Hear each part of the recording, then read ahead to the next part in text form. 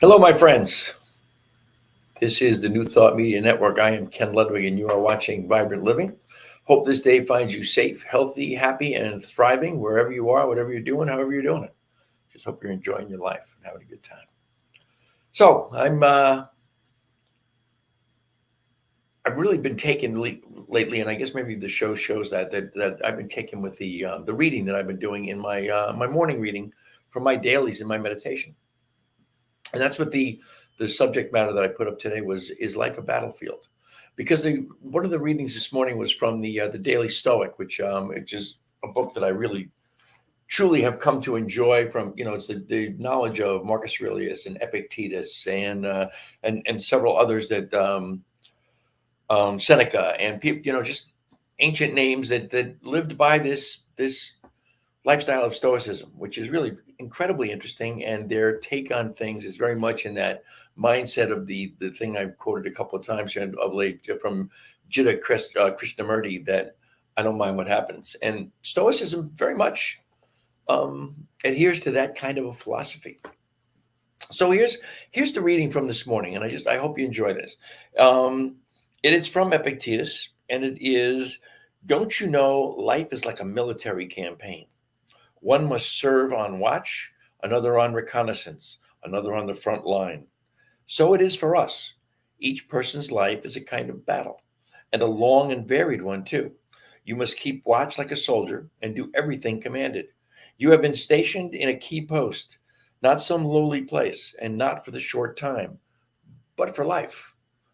Again, from Epictetus. And the writer, this is you have the quote from one of the Stoics, and then these two young fellows here, or two gentlemen, Ryan Holiday and Stephen Hanselman. They do a commentary afterwards, and maybe perhaps impart a lesson in it. And here's what they wrote: the writer Robert Greene often uses the phrase "as in war, so in life."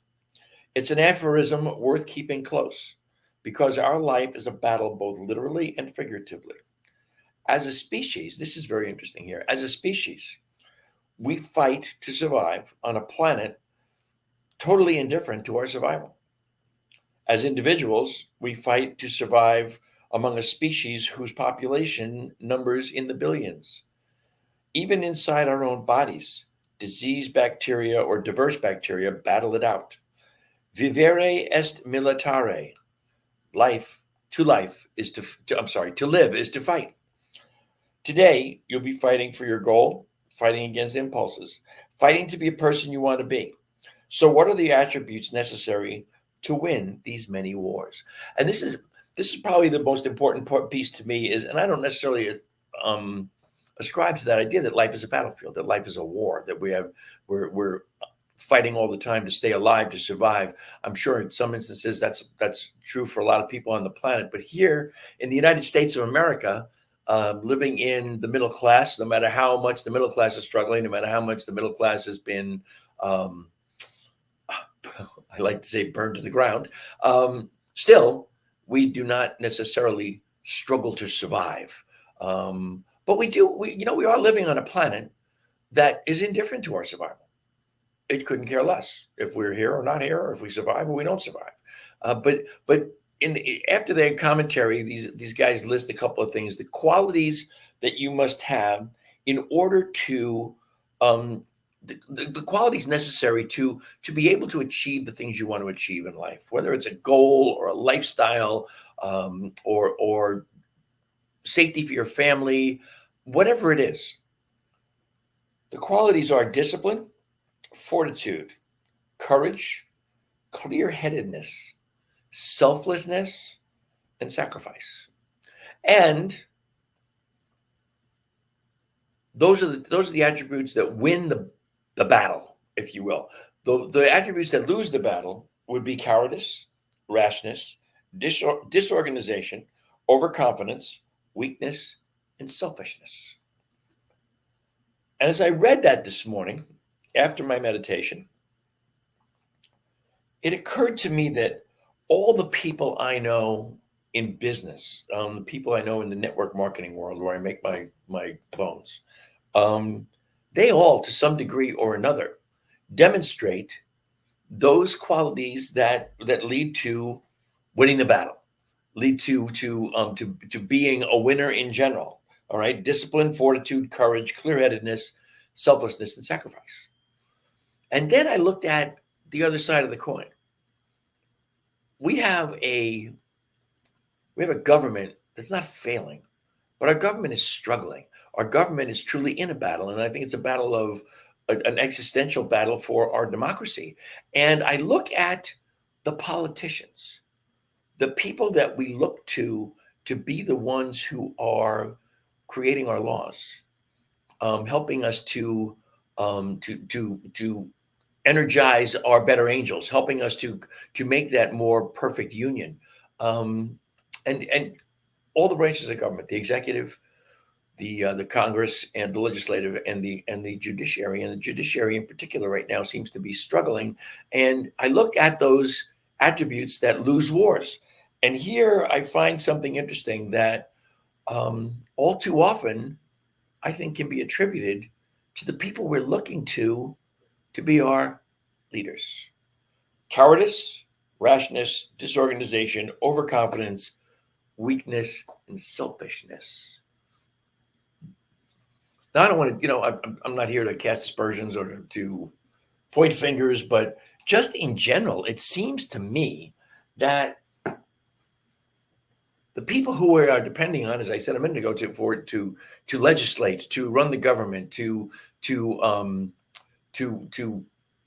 finance, to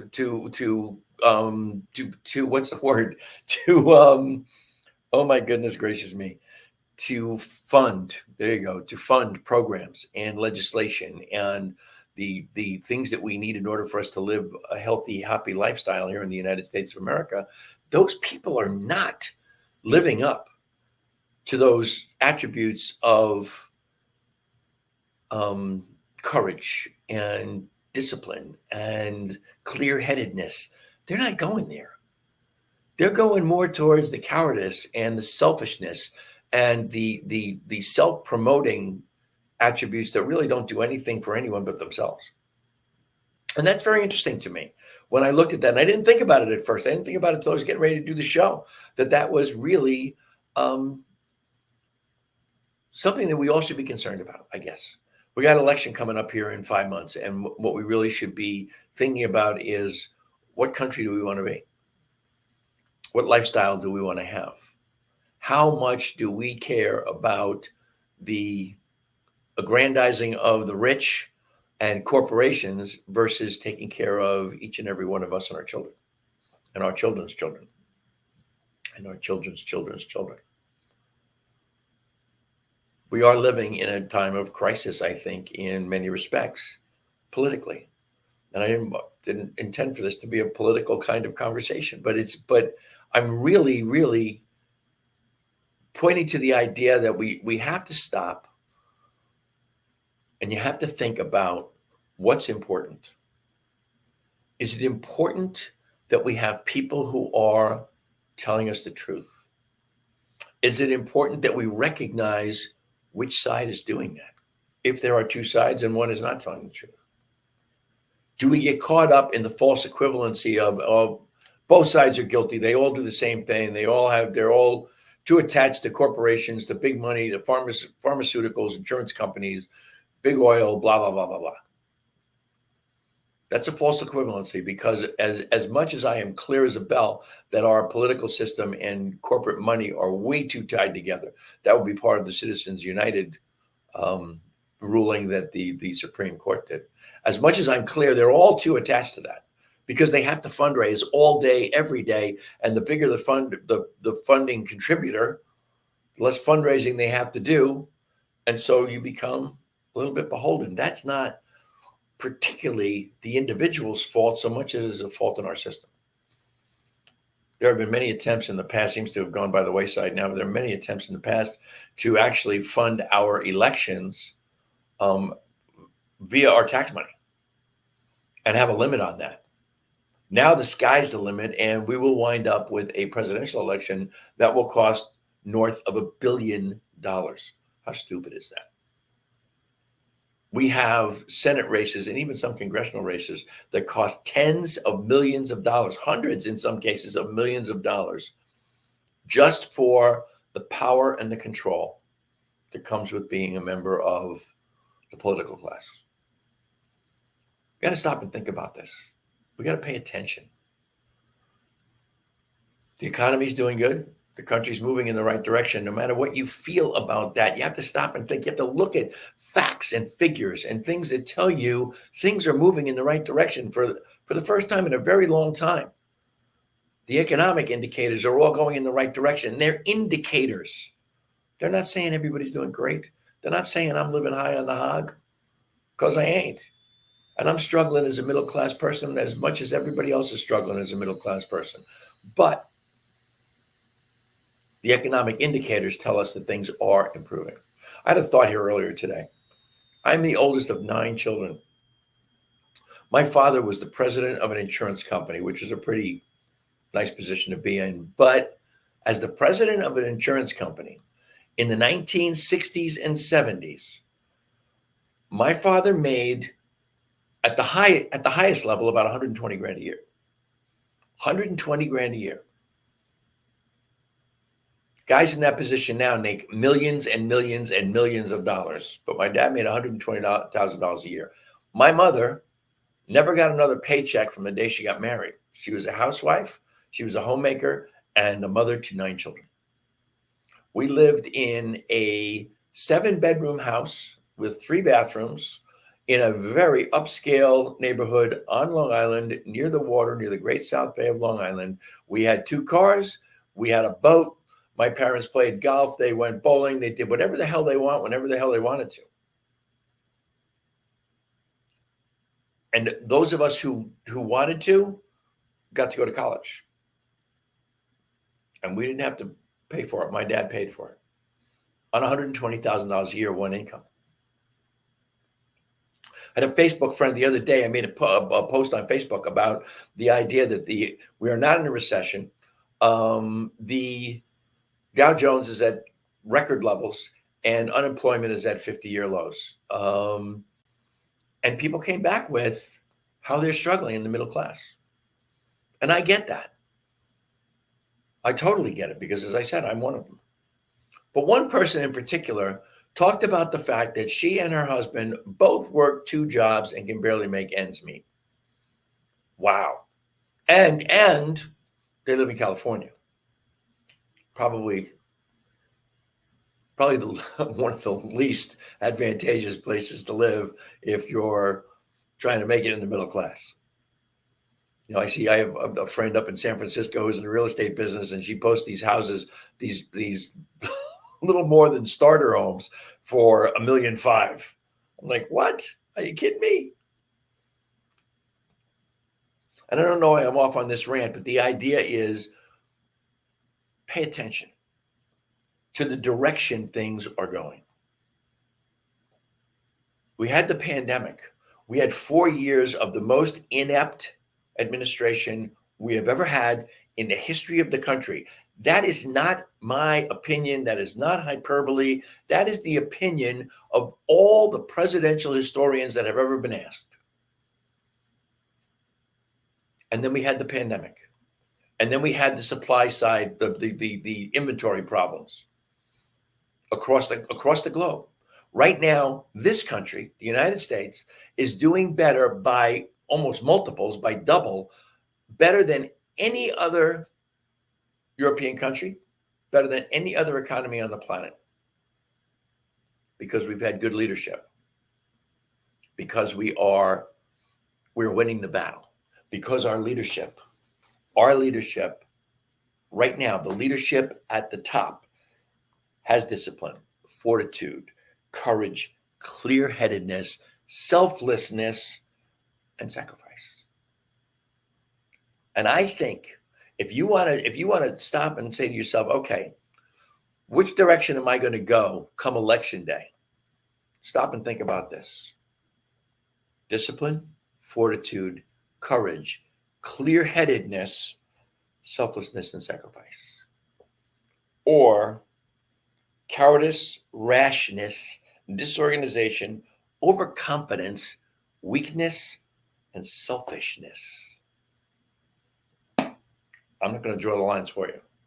But as far as I'm concerned, that choice is a no-brainer. All right, I got way more political there than I wanted to, but you get the point. I hope it's about us making it as a country, but in order to make it as a country, we have to make it as individuals. If you and I don't make it as individuals, who cares about the country, right? Today's reading in the Science Mind 365 was, I had kind of highlighted something at the bottom of it, which is more of a treatment than anything else. I now claim health instead of sickness, wealth instead of poverty, happiness instead of misery. In such degree as I gain mastery over the sense of negation, whether it be pain or poverty, I am proving the law of good. Every thought of fear or limitation is removed from my consciousness. I know that my word transmutes every energy into constructive action, producing health, harmony, happiness, and success. I know there is something at the center of my being that is absolutely certain of itself. It has complete assurance, and it gives me complete assurance that all is well. I maintain my position as a divine being here and now. And so it is. That's really all I got for you today. Not much, but it's what I had.